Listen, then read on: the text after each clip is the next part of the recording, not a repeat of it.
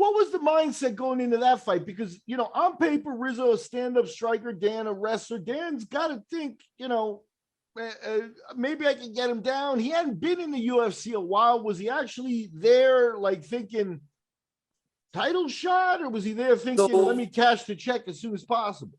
That fight was supposed to be Gary Goodridge. Gary Goodridge pulled out of that fight, or was not able to fight in that fight. Gary and Becky had some sort of connection. I pause. And they had some sort of connection, and they all fought on IVC 1 together. They met in Brazil, if not elsewhere. But go ahead. Exactly. So I got the phone call or the email from Gary saying he was pulling out, and I immediately called Becky and Dan and say, you can get this fight. And hey, this guy almost lost to Randy, or did lose to Randy. You can out wrestle this guy. You should take this fight. You can beat this guy. And if you beat this guy, this is for the title. You can get a shot at the title. Randy's a smaller wrestler than you. You've actually wrestled Randy before. This might be something that, you can get back to the title in one fight. You should take the fight. So he took the fight. But what I don't know at the time is, it wasn't going to be a fight.